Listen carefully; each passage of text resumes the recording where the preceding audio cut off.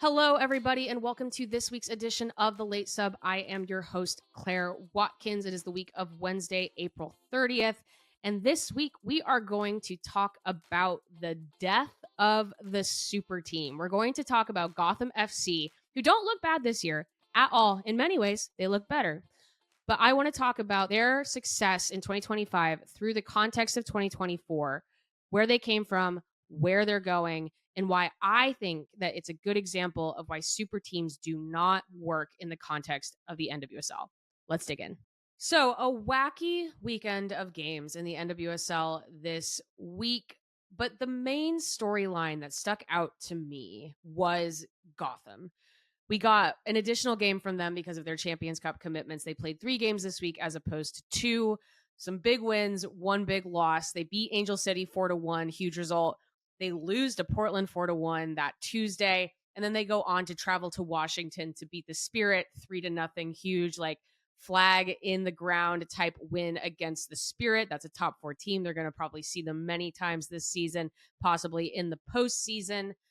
And this has me thinking about Gotham because they were a team that was a real lightning rod for news, both last year and this year. Really active off seasons, maybe in 2 different directions before the 2024 season, now before the 2025 season. And I think this is a good moment with Gotham now with the exact same record over 7 games in 2025 than they did in 2024 to talk about the lens in which we are experiencing Gotham's season this year. Good time to take a beat, take a moment. That's what we love to do in this show, and talk about the super team, the Gotham super team, the concept, whether it worked last year, what it means for this year's team, and also just does a super team work in the NWSL? And I'm going to go ahead and say that from what we've seen from Gotham last year and this year, I think they are more a case study of how a super team does not work in the NWSL. It does not translate to NWSL play than being a legitimate roster building approach for this league. Grand opening, grand closing. I don't think anyone has kind of looked at the Gotham experiment and thought that it paid the dividends that they thought it would. I have no doubt that another GM in the NWSL will try it again at some point because it feels really good to give it a shot. But I think from what we've seen, a super team is not the best way to put a team together. And that is not a diss towards Gotham this season. It is actually, in many ways, a compliment. I don't think it's bad that the super team didn't work. And I don't think that they are, quote unquote, less of one this year. First, this has been a bee in my bonnet for a couple of years. I want to define what a super team is, because I think sometimes there's a confusion when we translate that term, which really comes from basketball in the United States, to soccer, that what we mean is a good team. That's not what a super team means. It's a very specific term, is very specific to free agency. There are many very good teams in the NWSL. There have been many very good teams in the NWSL. There have been teams stacked with talent, with US stars, international stars, but that's not exactly what we mean when we gave Gotham that moniker last year. That question of is Gotham a super team? Is Gotham not a super team? It's not about an evaluation of the quality of the roster. It specifically means a team compiled of more than 2, either number 1 draft picks, all-stars, future Hall of Famers through free agency. You do not become a super team by drafting or in-house development or getting a real diamond in the rough internationally, bringing that player in, and suddenly they're taking the league by storm. It's a known star with known success and those expectations that come with it, coming to one team to win a championship. The super team for Gotham in that context is incredibly unique to the NWSL, who has only even had free agency as a mechanism for a few years. Under the first CBA, and then even more so under the second CBA, where any player out of contract is an unrestricted free agent. So not to say that people have not been aggressive about trades in the past. As we know, that has been a long history of this league. But you cannot become a super team unless you are signing players through free agency. Frequently, again, using the basketball analogy, someone that's already known in the league as a really good player that maybe commands a high salary, that maybe is taking a pay cut, to join other number one draft picks or known all-stars to come together and put something really special together. Again, usually in the search of a ring. I don't know if that was the impetus for what happened with Gotham last year, but you have to think like it's trophies or bust when you put that roster together. And so when Gotham in one offseason signed in free agency 4 former number one picks in the NWSL draft, who also play for the US women's national team, which is maybe a good analog for like that quote unquote all-star quality, Rose Lavelle, Emily Sonnet, Tierna Davidson, and Crystal Dunn, that matches the description of a super team, regardless of how you think they were going to play together or your own personal opinions on the quality of those players. That is a very unique, again, mechanism in American sports through free agency inside one league to go get big names with big expectations with the idea that they're going to deliver your team a championship. And that was obviously in addition to a lot of Gotham's other good players, which we know, many of which they still have, some of which they lost this offseason, kind of when that super team experiment didn't work. But the questions about fit, but like that's the whole thing is like super team, but they also ask questions. But the questions about fit, about locker room culture, or all these stars, how is this going to mesh with what their coach wants to do? That stems from those super team moves. And that has also always been true in American sports. It's like something pundits like me love to cut our teeth on is, asking how all of these pieces are going to work in place and how they can play as a team, ultimate team sport. And that's where I'm going to say that it didn't work. Gotham is a perfect example of why super teams do not translate to the NWSL. They were very good last year. They finished top 4. They make it to the semifinals. But they didn't win anything. And I do think when you sign that much high profile talent, the expectation is a trophy. And they had opportunities for multiple trophies and didn't walk away with any. They get third in the regular season and they lose in the semifinals to a beat up Washington team. Many stars on that team too, but again, not kind of put together in that same way. Drafting doesn't count. Signing players that are less well known from outside the country doesn't count. Holding on to players for many years doesn't count. So for Gotham, it was no trophies, no glory, despite by the end of the season playing some very good football. And then the locker room splinters in the offseason after not winning anything in 2024. And also kind of, again, that lens was further sharpened by the fact that they did win the whole thing in 2023 with a very different roster. Of the U.S. women's national team players after 2024, Crystal Dunn goes to PSG, Lynn Biondolo goes to Seattle, Jenna Niswanger goes to Arsenal. And of their really good like league level players who don't play for the U.S., or actually I was going to say Yasmin Ryan is sort of in between those buckets, I guess, of like U.S. women's national team superstar and sort of that good high level league level player. But Delaney Sheehan and Yasmin Ryan go to Houston. Cassie Miller goes to Seattle. Sam Hyatt and Maitani go to new teams. There's a lot of departures to the point where general manager Yael Averbuch-West has to like make a public statement about it, saying that everything's going to be okay. I'm going to talk Gotham back up in a second because they haven't really stumbled in the wake of these departures, proving my point, I think. But that's a level of movement that also isn't really sustainable to long-term success. And you don't have that much movement in some of the way that players were talking about the locker room environment and just how they felt at the club if this super team really worked and it really was gelling the way they thought it was going to gel. And even during that time, they've had limited availability from some of those star players that they signed. Rose Lavelle has been struggling with health consistently. Obviously she hasn't played for Gotham yet this year.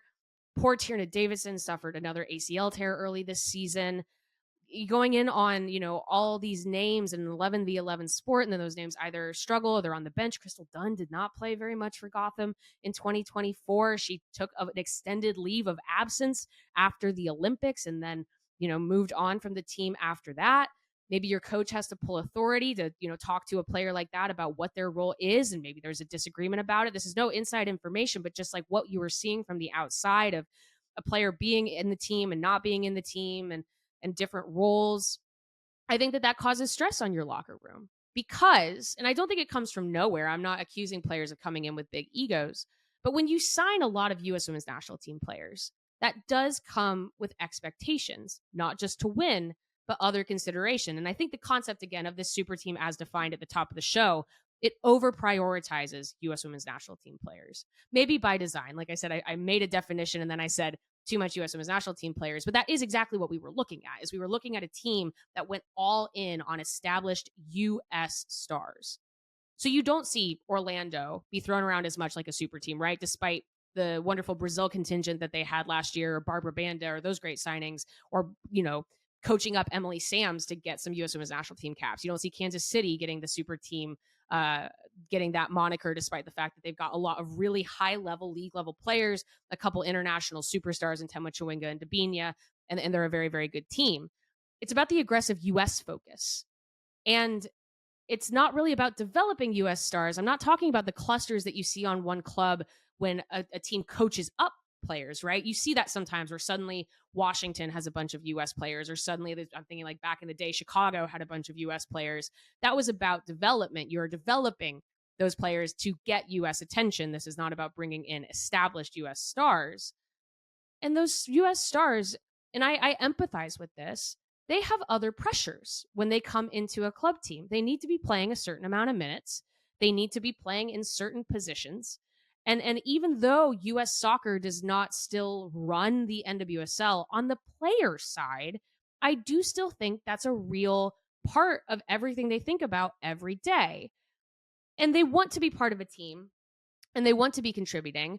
But if you are, like, for example, I think Jenna Neiswanger is a good example of someone, this is a player that got built up to U.S. attention. This isn't a player that they signed in this way, but she started losing playing time at Gotham last year and makes this transfer to Arsenal. And it seems fairly obvious that not only did she need that new environment, that new opportunity, but if she's not playing, she's not getting U.S. call-ups anymore. And these players get notes from their U.S. coaches on what they want to see. It's not a failing of anybody's character. It's their job. It's their livelihood.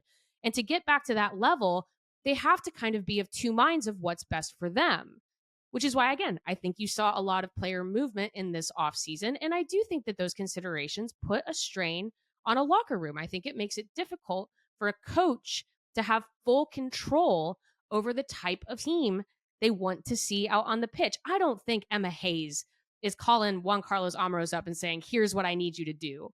But I do think that probably in player meetings, you had certain players having to advocate for themselves because they have very concrete goals on the international stage. And those are also coaches that they are talking to. And it's a lot of pressure. And these players, again, talking about their livelihood, I have to think, I can't speak specifically to the financials because there's no transparency there in the NWSL, but you have to imagine that money kind of puts gas on the fire of some of those player expectations. If you have players who have taken a pay cut to be part of a super team, and either the play or the for lack of a better term, the vibe in the team environment or the playing time or the playing position isn't exactly what you wanted, you're going to go elsewhere.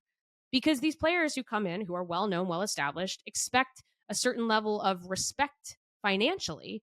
A team maybe tells you, here's how we're putting it all together. You're going to play with these awesome teammates, these teammates you know so well. It'll be great for you, your U.S. career. And here's how much money we have.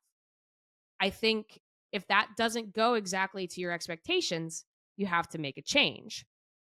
All of which to say, it's a lot of pressures to place on a locker room. It's a lot of pressures to place on those stars who come in and the players in the locker room who have to deal with all of these other pressures and expectations as well.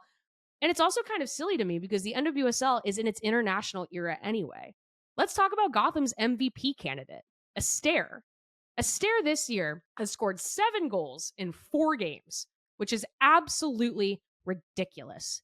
And now here's my kind of distinction. Not like a minor signing for Gotham when she joined the team, but not that World Cup. She is a World Cup winner, but not that sort of like Barcelona mega star that people associate with that Spanish World Cup team. There were some questions about how she would translate to the NWSL. I don't think that her reputation when she was at Real Madrid was like, oh, this is the same thing as signing a Crystal Dunn, or the same thing as signing like a Rose Lavelle, right? But she's taken to the NWSL incredibly well and is getting more and more confident with every season she's played in the States, paid off in this explosion of goal scoring in 2025. She's the Golden Boot leader through 7 games. She's already the 2nd career leading scorer for Gotham in just a few seasons. She fits the way the team wants to play. The spacing up top has improved this year. They're more menacing on set pieces. She might come back down to earth, but I think Astaire is this perfect case example, in addition to some other incredible players around the league, that it doesn't have to be all U.S. all the time. And in fact, there's some friction in going all in on established U.S. players when there are so many good players coming in from other leagues and other countries. You know, the list: Barbara Banda, Temwa Chawinga, Dabinia, Marta, maybe you would call Marta when that was a signing, that was maybe a super team like signing. Didn't work for Orlando for a long time until they kind of figured out how to raise their floor, right? Rachel Kudanagi is a good example. I would like to think that Mina Tanaka would be in that conversation if she can get healthy for Utah. These are some of the most notable, most effective players in the entire league, and they are not kind of fitting that archetype. And this is a good thing. The US is actually doing a fabulous job of finding these players, giving them opportunities, understanding what their strengths are, and building them up into all-stars, into players that could win awards, or unfortunately maybe get poached by teams with deeper pockets, right? But they're not all-stars when they come in. That's a huge scouting win. It's a commentary on kind of globally who is considered highly valued, and a good job that NWSL teams are doing of finding those players, and a reality of what's necessary to win in this league, which is that it can't come from the top down. It has to come from the bottom up. And the most successful teams in the NWSL have shown that. I think Gotham this year, in addition to Astaire, still a good example of that. They've got a wealth of other league level talent right now, rising talent, right? Lily Reel is coming along for them. Their rookie that they signed to play in their defense. I think Sarah Shapansky has kind of been a lovely surprise. You're still seeing Neely Martin as one of the better number sixes in the league. I think maybe, again, you sort of have that in between that Anne-Catherine Berger signing for a goalkeeper, similar maybe to an Astaire signing, moving away from that US ideal and finding a really good player who has a lot to offer. Everyone loves watching Ella Stevens play. That's another player that like maybe actually should be on the US bubble more. It doesn't all have to be at the top all the time.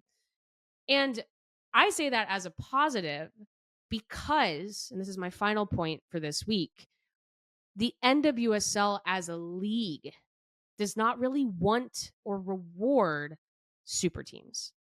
And that has its positives, as I just said. There's a lot of parity. It was a wacky week of games. We're seeing some of that up and down that we're really enjoying.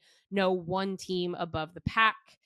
But that also costs them something. And I think we have to mention, I mentioned this in one of my bullets above, but the salary cap, this parity device that both gives and takes, this like a super team, American sports idea, American sports mechanism with no end in sight, despite the fact that the draft has been abolished. You know, I talked about number one draft picks.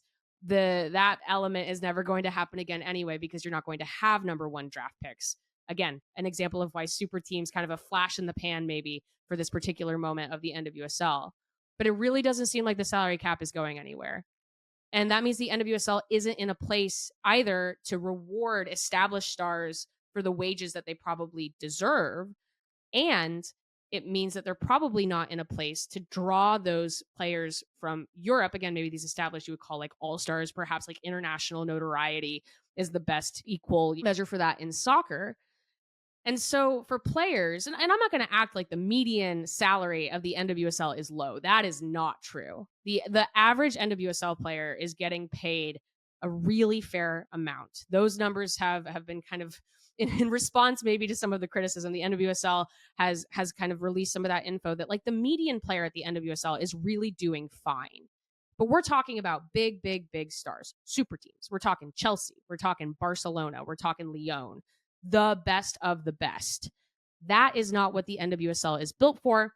It's not really what the NWSL, wants actually, in the way that they've prioritized their spending. And again, the way that competition itself has rewarded those teams that build in a different way.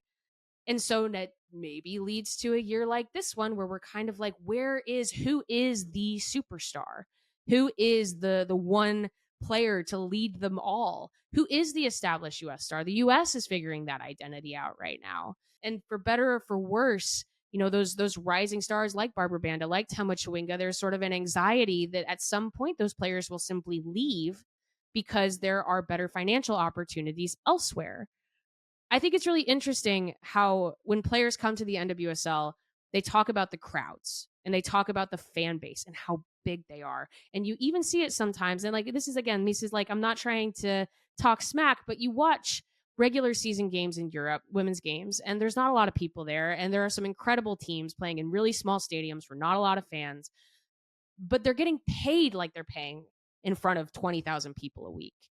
And I'm not sure that your top stars in the NWSL are getting paid like that in the States. How do you strike that balance?